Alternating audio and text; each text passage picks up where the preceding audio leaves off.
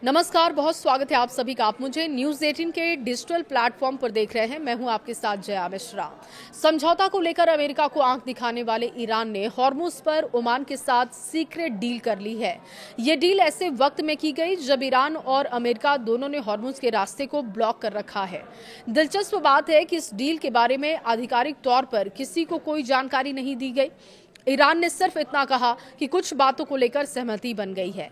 ये deal Abbas Araghchi के Oman दौरे के दौरान हुई है। अराघची ने अपने पोस्ट में इसका संकेत भी दिया। हालांकि उन्होंने ये नहीं बताया कि ओमान के साथ किस तरीके की डील उनकी हुई।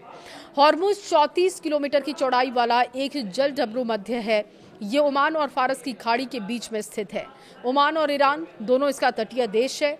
हालांकि जहाजों को ईरान के करीब से होकर गुजरना पड़ता है। हालिया जंग में ईरान ने हॉर्मुज के नीचे करीब 34,000 किलो तक बारूद को पानी के नीचे बिछा दिया, जिसकी वजह से ये रास्ता अस्त व्यस्त हो गया।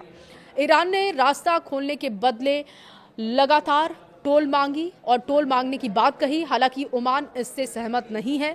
ओमान का कहना है कि किसी भी प्राकृतिक रास्ते से टोल नहीं वसूला जा सकता। जानकारों का कहना है कि अगर हॉर्मुज में टोल की व्यवस्था शुरू होती है तो इसका नुकसान खाड़ी देशों को सबसे ज्यादा होगा। सवाल कि दोनों में किस तरीके की डील हुई है। आधिकारिक तौर पर न तो ईरान ने डील को लेकर कुछ कहा और न ही ओमान ने, लेकिन कहा जा रहा है कि ये डील हॉर्मुज को लेकर है। ईरान ने ओमान को हॉर्मुज को आगे कैसे कंट्रोल किया जाएगा इसका प्रस्ताव दिया। ईरान का कहना है कि हॉर्मुज के रास्ते जहाजों को सुरक्षित संचालन उसका मकसद है। अराघची के दौरे के बाद ओमान के विदेश मंत्री अल बुसैदी ने एक पोस्ट किया।